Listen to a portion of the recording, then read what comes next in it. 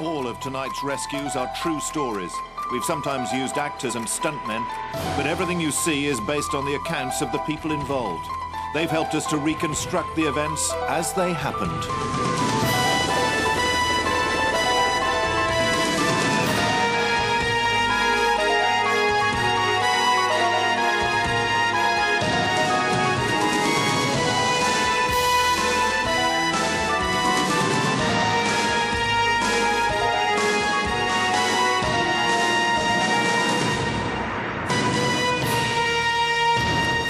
Tonight on 999, hanging by their fingertips, a family cling to the cliffs above a raging sea. Strangled by an escalator, a schoolboy comes to the rescue in an accident we all dread. Plus the bank holiday barbecue that blew up in a father's face. Would you know what to do?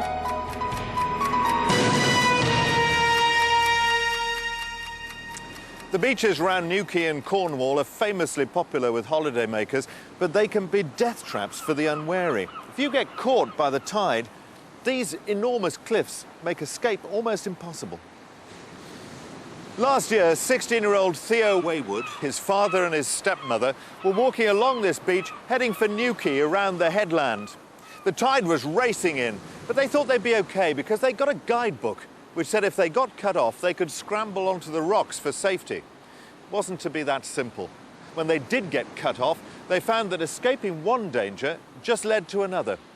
What had started as a happy family day out turned into a major rescue involving air, sea and land services, all of whom risked their lives to save Theo and his family.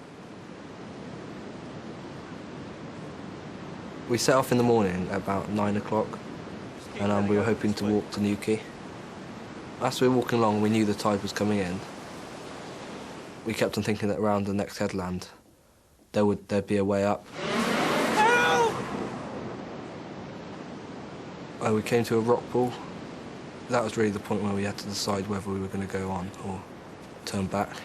What are we going to do now? Just have to go through it. Josh? What? The tide's coming in awfully fast, darling. I know.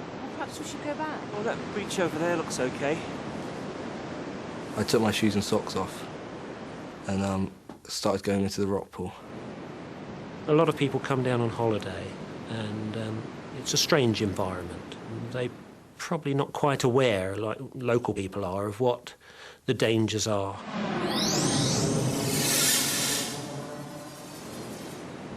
When we were on the other side of the rock pool, we were in this cove which had sheer cliffs which were about 100 foot high all the way around. And the beach we just walked through had quite quickly filled up, so there's no way back. Most of the call-outs that we get are for people that have been called out by the tide. The lovely sandy beaches around Newquay, the headlands and the high cliffs can be a death trap.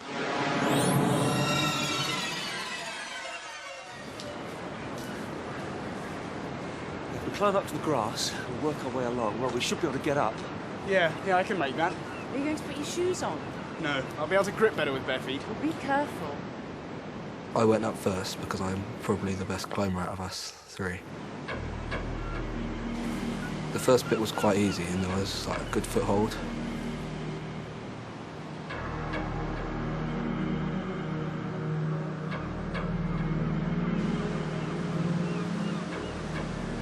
When I got to the point where the grass grew, it just came away in my hand.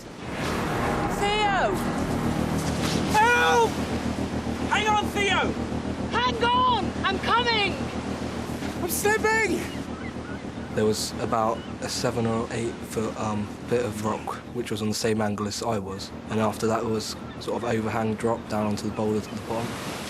I was completely terrified.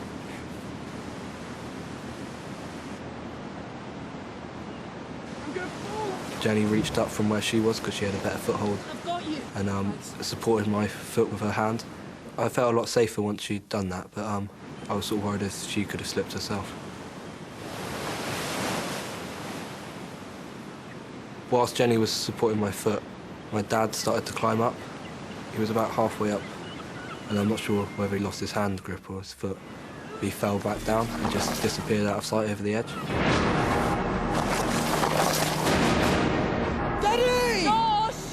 felt really scared for him because why couldn't have got back down? There would have been nothing we could have done. He would have just sort of lay there. Yeah, I'm okay. I'm just gonna try and make my way up to you.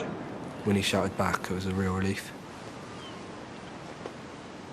I assumed he hadn't really hurt himself very much, but he'd actually hurt his shoulder quite badly, and I could see he'd cut his foot. He just must have had like an adrenaline rush or something and managed to climb up.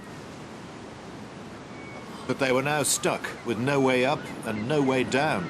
All they could do was cling to the cold and slippery cliff. How long before low tide? At least 8 hours. We can't wait that long. I know, we've got to get help. Shout! But there's no one to hear I'm us. slipping! Okay, Theo. I've got you. Help! Help! Help! Help! Help!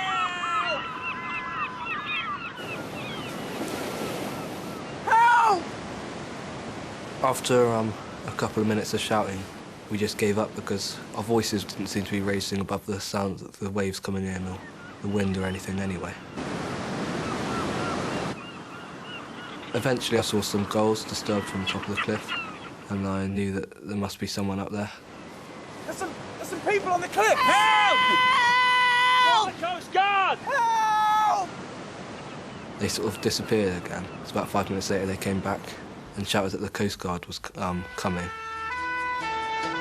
A full-scale rescue was underway, with the Coast Guard at the top of the cliff and the Newquay inshore lifeboat approaching fast from below. Dad, can you hear that? The first thing we heard was an outboard motor, but to actually see the dinghy come round the corner, it was a complete feeling of relief. But the Coast Guard Chris Townrow was the first to get there. When I arrived, I actually looked over the cliff. About 250 foot, 260 foot down, I can see these people were stuck on a spur of rock. It was going to be a difficult rescue. I knew that if I couldn't get to them, if I couldn't attach a line to them, at any moment, any one of those people could have fallen. So we had to deal with it. We had to get there. This is Newquay Mobile. Request a helicopter. Over.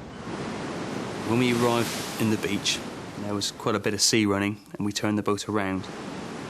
There's a lot of boulders around, so 1 minute you're like a foot in the water, the next minute you're 5 foot in the water. It was particularly difficult to get to the cliff where the family were. Are you okay? I'm going to come up to you, okay? We wear big size 10 boots. I've only got small feet, and they don't fit properly. And my feet just fell away, and there was no way I could actually get up there without some help from anyone else. That's it. All right. I used Martin to climb up onto his back, then onto his shoulder, and then got up onto a little rock above that. To climb cliffs without ropes is not a preferable thing to do, but I honestly believed he was going to fall fairly soon. To get to the first casualty that I could see, I had to initially go down this spur of cliff that went sort of 90 degrees out from the normal cliff face. I was able to pass my cliff lines around this big spur of rock, and I did a dog leg to descend towards the people that was stuck.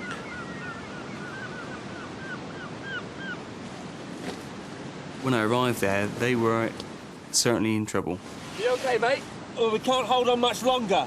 Coast Guard are going to It was a dangerous situation to be in without any ropes at all, and I certainly thought that he was going to fall. Okay, what I'm going to do is just come in behind you. Uh-huh. And I'm going to hold you onto the cliff, all right? Right. So I'll just stay here. I want you to now lower me 1 foot at a time. Roger, 1 foot.